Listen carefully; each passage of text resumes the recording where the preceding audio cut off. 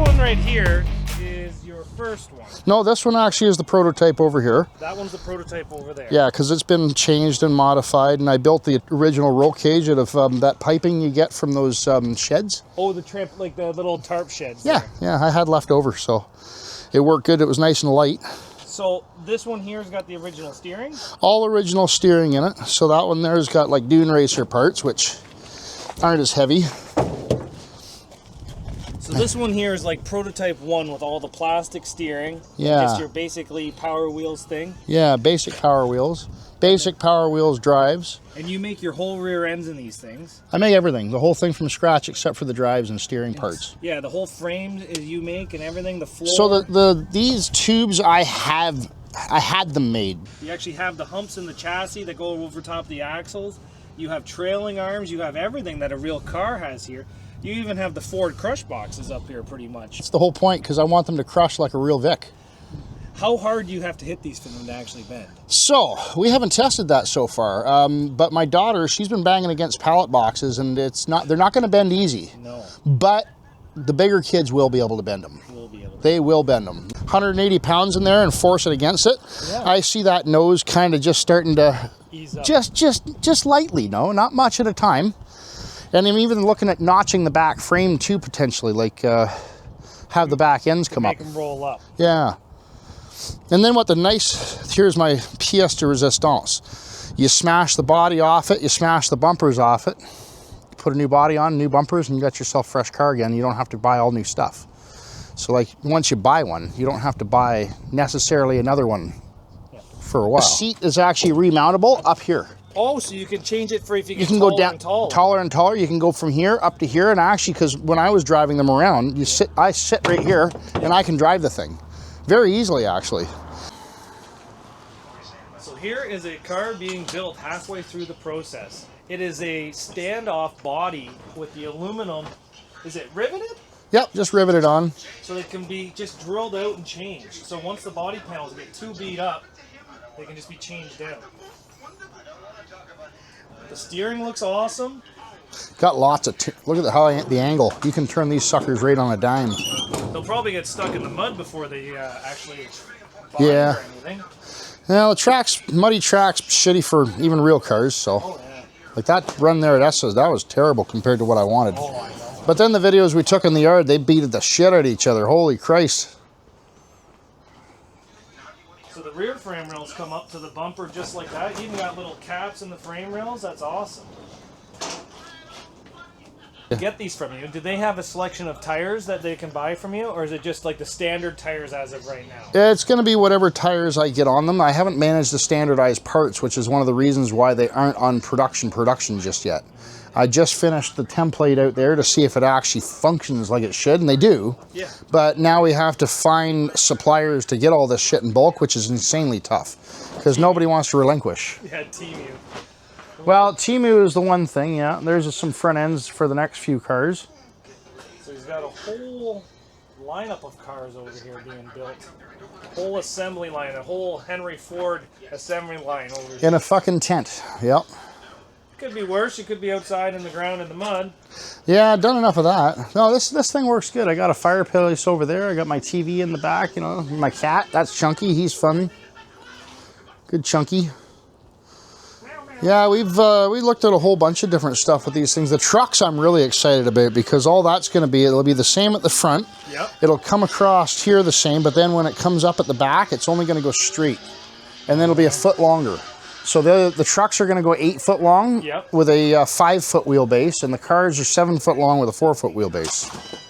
So are you going to move the tires back? Oh, yeah. Or have them that close to that? No. The trucks will be, like, the reason I did these is the guys were doing body adaptions, but they look like shit. Yeah. They're short, stubby. Yeah, they don't look like they fit the wheelbase. You got to make the cars longer. Longer. You got to make them scale. So what I did is I had a sheet up here on the wall and a projector, and I took a template of a Crown Vic, and I projected it and started measuring with a measuring tape to scale it, right? It was the easiest way to make it to scale. Do you have like a brake in here for the body panels? So my buddy took it back, but I had a brake that I borrowed there a couple weeks ago. It's just he needed it for some of his stuff. Oh, nice. Yeah, I'm going to buy one, though, now that I know I can use it full time, because to bang out a panel takes about 10 minutes, one of those sides. Quickly bend them up. Well, the cutting out the wheel wells takes a bit, and then laying it out with the marks and stuff, and then, yeah, once you get that done, I usually have a stack lined up here. That's where I hang my panels. Are you going to have a website where people can buy these, or is it just going to be through Facebook? Facebook, because nobody really does websites anymore. They're kind of obsolete. Text first is preferable. If they do, just sort of somehow you can put that in. I just don't always answer my calls because, you know, scam callers these days are ridiculous. Yeah. But if you reach out to me via text with all your information, I'm more than happy to answer questions and put you on the waiting list. Because right now the waiting list is at 56 people. 56 people. And one guy is in Minnesota, wants 10. Oh my God, that's a pretty cool thing. You know what? It is. It's nice to be able to keep going with my passion, but not like do the real ones anymore. Yeah, and you know what? This way here, you're still in the sport. You're just not on the sidelines. You know. Not only that, you can build these things and lift them. Yes. And trailering them to the show is a lot easier. I seen that you had 4. Yeah. And you know what? If I had to do 5, I was going to put the 5th one crossways on the top of the truck too, but then lifting them down was the big prick, right? What I found really cool is when he brought these to the show, he had these right here on the actual tops of his box sideways. Yeah, they're light enough. Like actually, my wife and I can put one right on the roof of our van and strap it to the roof rack, the ski rack. So if you don't have a trailer, put it on the roof. Exactly, and you can get them there. Yeah. They are quite a bit heavier than normal Power Wheels because there is actual metal. And this right here, this is metal. Yeah. So that the kids actually have a full metal cage around them. Yes, there's no, they're safer than a stock Power Wheels. Oh, I think they are. Yeah. The only thing is, this was the other reason I didn't want to get into those adapted motors yet. Yeah. I haven't figured out what to do when people start flipping them. Oh, because their heads stick out above. They do, right? Right now, with the plastic tires, they'll never grab enough to tip. But anyway, no, the carnage is what you want to see. Like these things here, I could make them out of thicker steel so they don't really bend, but the point is to wreck them, straighten them, fix them, do what Dad's doing, you know? Well, the only reason that I would like to see sheet metal is because I can't TIG weld aluminum, especially this thin stuff. So if there's any holes or anything like that. So this is the fun stuff. Yeah. You don't have to own a welder really for this. Okay. If you don't own a welder to run one of these cars, a rivet gun, a drill bit, and a roll of... a siding for your building, flashing. No, that too. Oh! This is your repair stuff. Like if you come out here, we've already fixed a couple of holes on the 24 car. And if you put it on in about 4 or 5 layers, you got yourself a fresh new fixed body. Oh, I didn't even notice that. Yeah. So the dryer tape fixes the holes in the body. The dryer tape fixes the holes because it's aluminum. It's aluminum. And it sticks pretty good. Like it'll come off eventually, but to fix a hole to go again. Yeah. Well, I definitely love these things. And I love that they're actually scaled after 80s cars. Yes. I'm a big car guy. I always have been, always will be. Like you'll never see me run anything less than V8. So they're very small. And then when I got a little older and I had a bit... all built out of aluminum? Yep, same aluminum. That's actually pop can. Pop can. Pop cans. So those were older ones from way back when. And then I built them scaled up. So this is full 16th scale. And you actually derby them. Like they're fresh when you start, and then you build a second one like this. This orange car was a really good one. That's pretty cool. Yeah, no, they really, really, really work good. Like I built them for my nephews and nieces, cousins, everybody. I called them Christmas cars. Christmas cars. Yeah, and then I autograph them. So these, they got an engine, they got drive shaft tranny. This is all pop cans? Well, this actually, I transitioned to the same material I make those out of. Oh. So it's actually the same thickness as those, which is one of the reasons this was actually too stiff. So then I was like, but it's perfect for that. Yeah. So because for years I've been fiddling with this idea. Like I built some of those when I was like 10, but I kept them because history. Oh yeah. And actually this one here is the oldest because I used masking tape originally before I figured out foil tape worked. So they're all masking tape together. And then you can tell that you've actually used these things and smashed them into each other aggressively. Aggressively. Like it takes a lot to actually bend the cocksuckers. Oh, I bet. So yeah, that's my scrapyard up there. Oh, and you can take parts off those and bring them to the new ones. Actually, so the bumper, funny enough, that bumper there is on this car here because it was just that good of a piece of cheese. Oh. I was making pointies, actually. Yeah, that looks like a New Yorker. Yeah, and because they got gussets all inside them too. Oh, yeah. I used to sit out here, and that was my peacetime. Like make like this here in the parking lot. Yeah, where it's actually hard packed. Yeah, and then the guys can derby there. The kids, because they're not always going to want to watch, can be over here. Well, the thing that I like about this is it's a huge attention grabber. Like if you go to like the Derby swap meets, or you go to Bash for Cash or Blizzard Bash, and you have a 5 or 7 year old that's even just driving this around the pits where he's not hitting anything. Yeah. Like people are gonna want to talk. Oh yeah. And I think that's the cool thing. So all these cars are completely adjustable. Like I noticed this one here has the gas pedal up here, and the other ones have the gas pedal down here. I've made some adjustments actually, because when we did the R&D test there, when we went out to that Derby, there was a few details that I didn't have a chance to test them. No, exactly. Right? So anyway, we figured out that the gear shifts being over here was in the way. Of the foot. Of the foot and the leg, because what we had to think about with these wasn't just aesthetic, was functionality. Like the gear shift looks good here. Yes. But here is where it's not going to hit your legs. You're going to have one leg stuck in this corner and one leg running the gas pedal. Right between your legs for the kids to reach because they got shorter arms. Exactly, right? Smart. And so the gas pedal needed to be higher because I was actually had it where it was hitting their heel, not their toe. Oh, see, that's something that you only figure out after testing. After testing, right? And then also too, the heavier steering now actually handles the mud better, and it turns sharper. So like even if we get into I don't know, it just works a lot better. When she was ripping it around in my one video the other night, she can turn this thing around in a 10-foot square. Okay.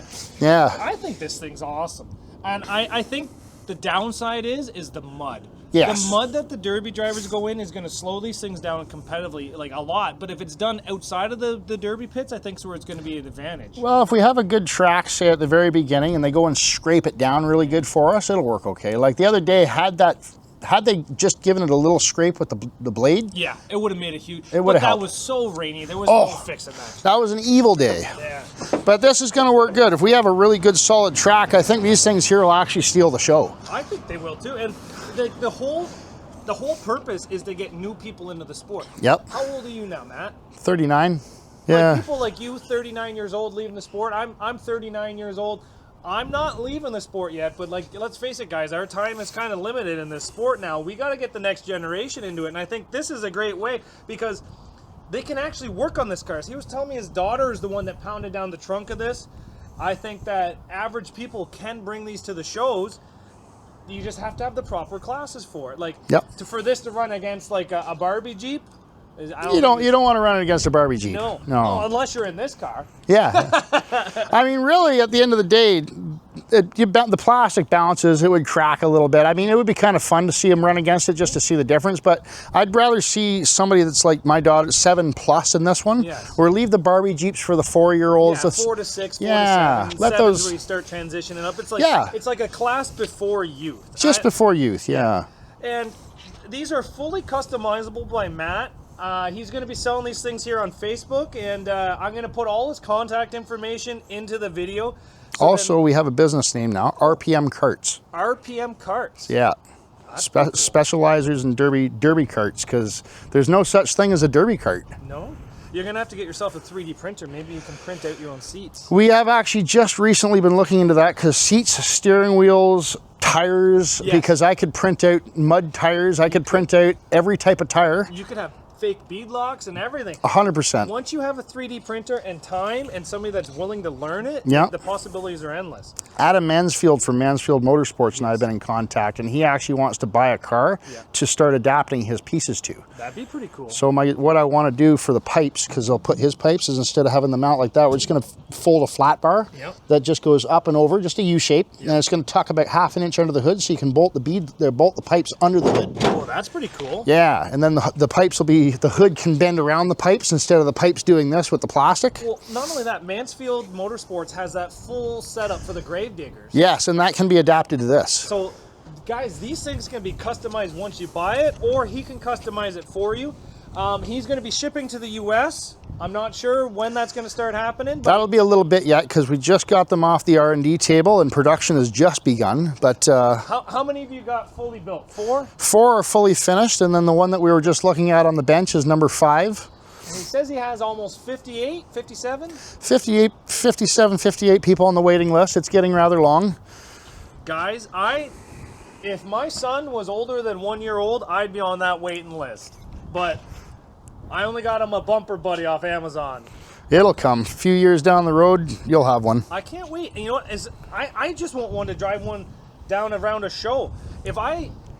In a couple years, if I go to the U.S. and I don't have one of these, I'm going to ask to borrow them so my son can drive around as an advertisement. Heck yeah. Take it for sure. But Matt, thank you very much. Thank you, Zach. Thanks for coming. Yeah, and guys, make sure you get a hold of him. He's going to be selling these things if you want them. I think that these things are the coolest little derby cars ever. You guys want to build scale models? This is pretty much a scale Power Wheels derby car. Power cart. Power cart. Derby cart. Derby cart. Derby cart. Derby cart, yeah. So let Matt know if you guys want one. I'll put all his contact information. Feel free to give him a text or follow him on Facebook. Thank you so much. Wanna be the best Take care, in the game. man. Invest Have a in my wonderful name. day. Check no restraints. I'm obsessed with the pain. I ingest, I retain, assess and I change. Possessed by the thought I'll be free one day from society's restraints. Money, clout, and fame, mud, disease, a plague. We all love to hate, have to play the game, have to make a name. All our insecurities are on display. This is war with the enemy. Think that it was meant to be. Living in a time where disease is on every screen. I won't let them fester me. I know most are festering. Negativity is a plague for the mentally weak. No mercy. All I got is working. Never stop searching. Never quite so thirsty. I'm toxic and psychotic with this logic. You can't stop it. It's been chronic since I was a boy, so neurotic and chaotic. Built to last with the webs I'm weaving. I could change the past with all I'm achieving. Got my foot on gas, never stop competing. If you break like glass, then this life's gonna eat 'em. Make mistakes real fast, then you learn how to beat 'em. If you take off the